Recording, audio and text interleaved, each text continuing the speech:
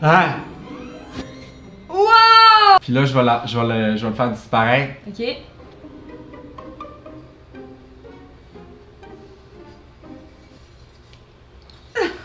C'est la Saint-Valentin aujourd'hui. Salut! La télé, c'est une usine à malaise. Et on a regroupé tous les malaises de la télé québécoise.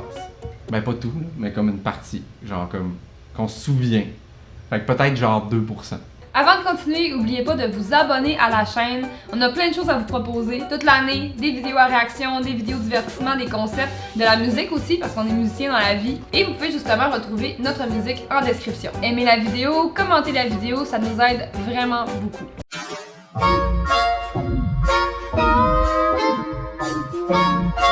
C'était à Vrac TV, il y avait un gala à chaque année, ça s'appelait Carve l'Anti-Gala. Vous avez peut-être déjà écouté ça, ou peut-être que vous savez pas tout c'est quoi, mais c'était une émission dans laquelle ils récompensaient les émissions de la plateforme, genre durant l'année, puis qu'est-ce qui s'était marqué, puis...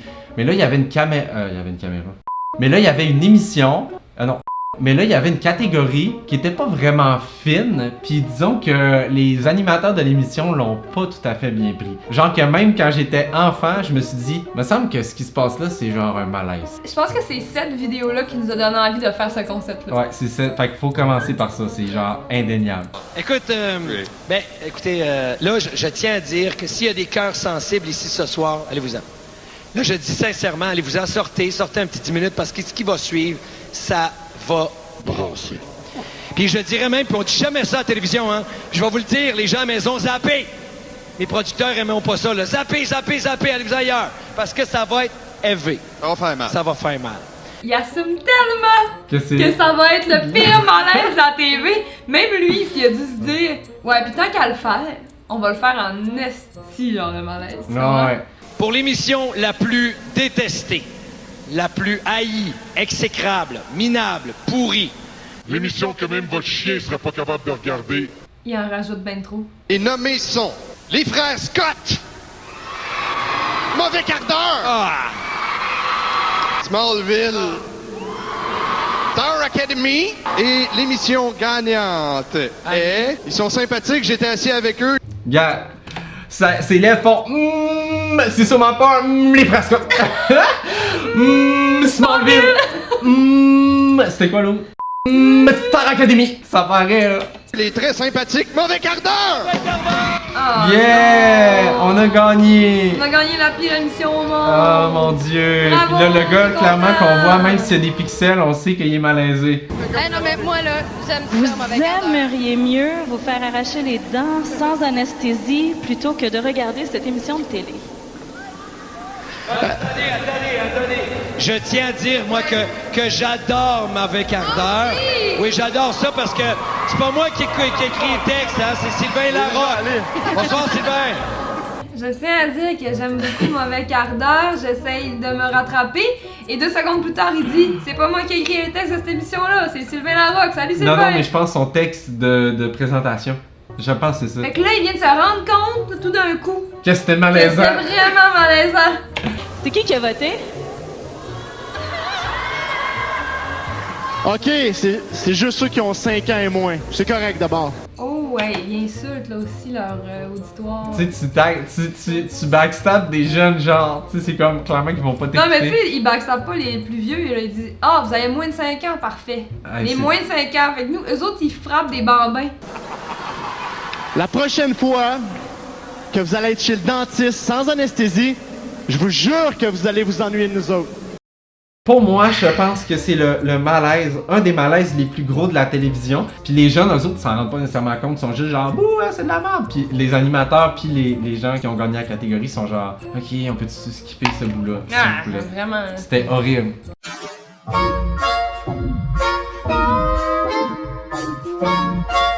Moi, les hommes, ça fait la file, c'est fou. Non, mais Marimé, là, posons que t'étais célibataire, avec qui tu partirais ce soir, là? Tu veux dire, entre... Ouais, c'est ça, là. Je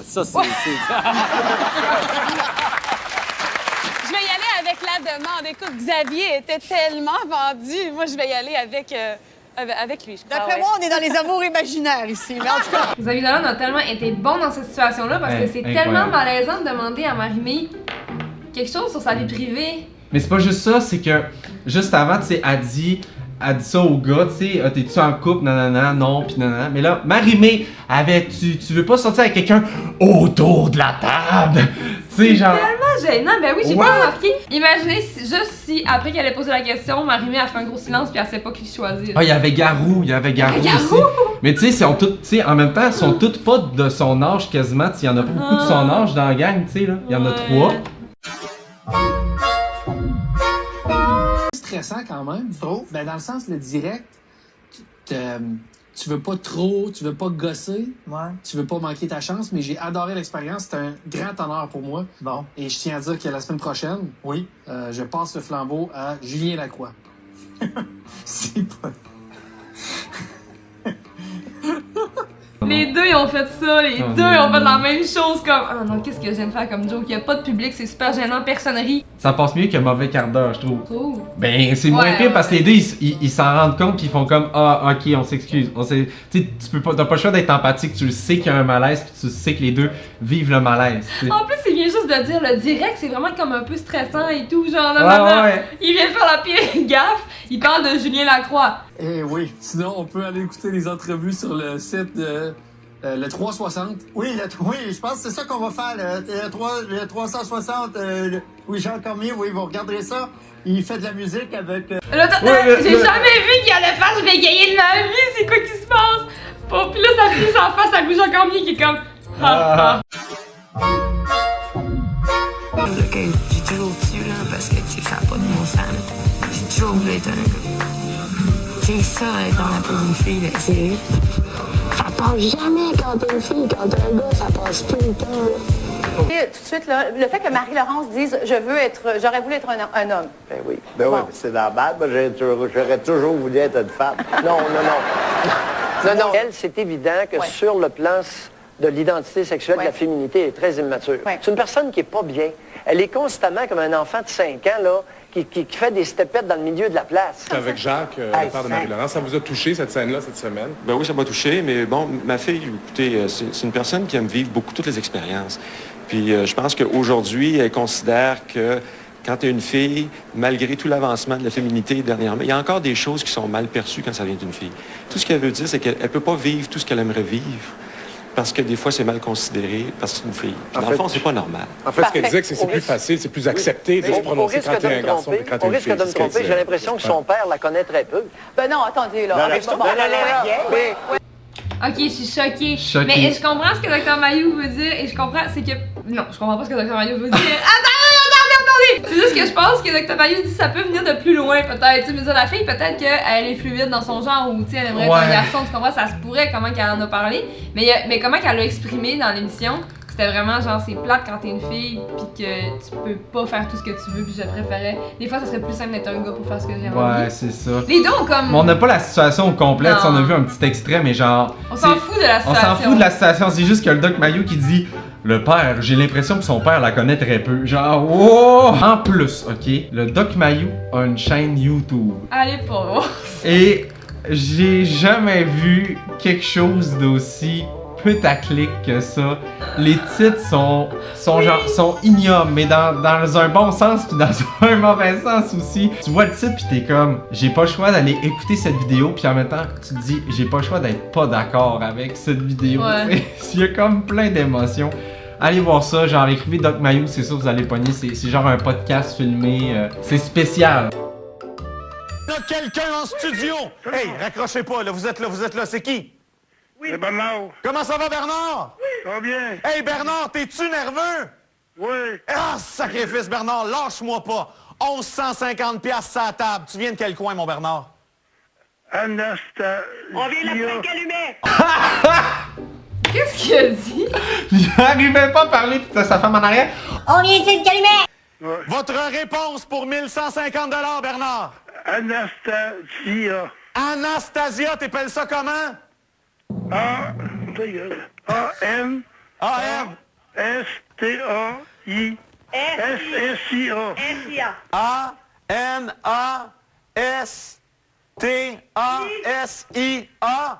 1, 2, 3, 4, Régie! C'est bon!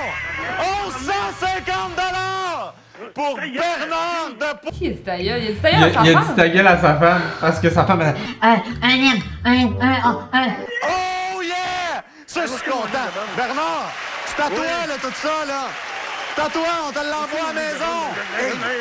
Oui, si t'as pas des tiroirs, là, il est là de bout. Ferme ta calisse de gueule. Ferme ta calisse de gueule! Il y a des affaires bizarres qui te sortent de la bouche, mon Bernard, mais moi dire une affaire. T'es blood en mou. T'es blood, mon Bernard. Hey! T'es blood! Qu'est-ce que ça veut dire, t'es T'es blood? blood! C'est quoi cette expression-là? On dirait que ça fait peur. C'est un soir en série, je T'es cache pas. blood, je pense que t'as peu... Ok, t'es blood, ça veut dire que t'as pas peur de confronter. T'es blood, mon Bernard. Cette émission-là, dans ma tête, quand j'étais enfant, je m'étais fait vendre ça comme si c'était genre la Corée du Nord du Québec. Genre. Puis moi, je trouvais qu'ils faisaient pitié, j'avais envie de les sauver, genre. Mais t'avais quel âge? Je sais pas, 11-12 ans, mettons. T'étais-tu dingo ou quoi? Non, si moi j'y ai écrit toute ma vie, Mais même t'es aujourd'hui. dingo, man! On s'ennuie-tu de ce temps-là, quand les gens avaient pas leur langue dans leur poche? Quand le monde était blood. Avant de se quitter, j'aimerais ça savoir, si vous avez remarqué, j'ai plus de barbe, ok? Votez en commentaire. Est-ce que vous préférez team barbe ou team moustache? Ça va influencer ma vie de capillaire. Fait que sur ça, on se dit à la semaine prochaine. N'oubliez pas, abonnez-vous, likez, commentez. On vous remercie beaucoup de nous suivre à chaque semaine. Puis merci aux nouveaux abonnés, c'est vraiment cool. Fait que sur ça, moi je vais aller donner mon disque dur de 2 téraoctets à Mark Zuckerberg. Yeah, Mark!